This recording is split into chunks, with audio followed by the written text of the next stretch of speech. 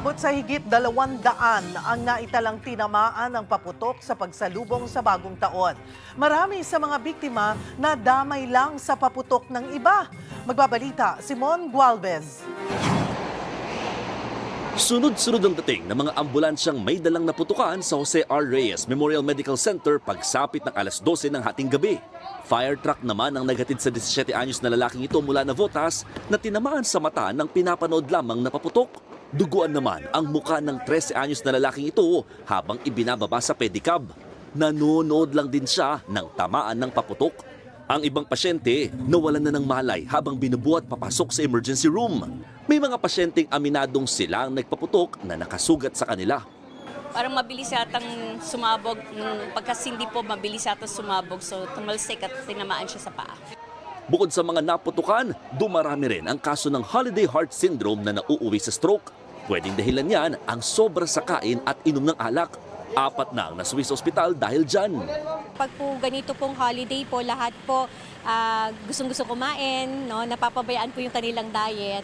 So yan po yung isa sa mga reason po. Tapos syempre meron na silang comorbidities, meron na po silang hypertension, meron na po silang existing medical problem. Tapos hindi pa po nababantayan yung pagkain nila. Sa Tondo Medical Center, mas marami rin ang kaso ng passive accident o nadamay lamang sa putukan kumpara sa pagsalubong sa 2025. Ang isang lalaki, kinilangang putulan ng paa matapos masabugan ng nadaanan niyang paputok.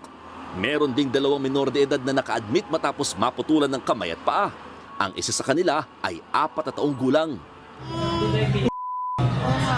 Sa barangay 227 naman sa Nara Street, isang bahay ang hinagisan umano ng paputok.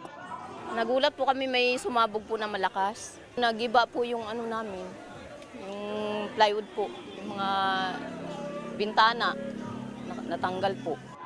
Nadamay rin sa pagsabog ang linya ng tubig at isang tricycle. Iniimbestigahan pa kung sino ang naghagis ng paputok sa bahay. Sugatan sa baba at braso ang isang 61 anyos na barangay tanod sa Marilao, Bulacan. Rumoronda raw siya ng tamaan ng paputok. Habang sa may kawayan, nasugatan sa kamay ang isang lalaking nagpaputok ng kwitis. Sumabog at nagliparan ng mga panindang paputok ng mga nasunog na tindahan sa Sumulong Highway sa Antipolo. Bandang hating gabihan, kaya inakala ng ilan na bahagi ito ng fireworks display. Napahiyaw at napaiyak tuloy ang ilang tumatakbo palayo. Ayon sa mga rescuer, 11 ang nasugatan. Nag-umpisa ito sa fountain na sinindihan, tapos tumama dito sa unang tindahan hanggang sa nagkasunod-sunod na po yung Bigla na lang po may naligaw na fireworks doon na nagsimula ng sunog po. Hanggang sa kumalat na po siya. Nasa 15 pwesto ang natupok. Matapos sa mga pagdiriwang, makapal na smog naman ang bumungad sa ilang lugar sa Metro Manila kaninang umaga. Ito'y pinaghalong hamog at usok na mula sa mga paputok.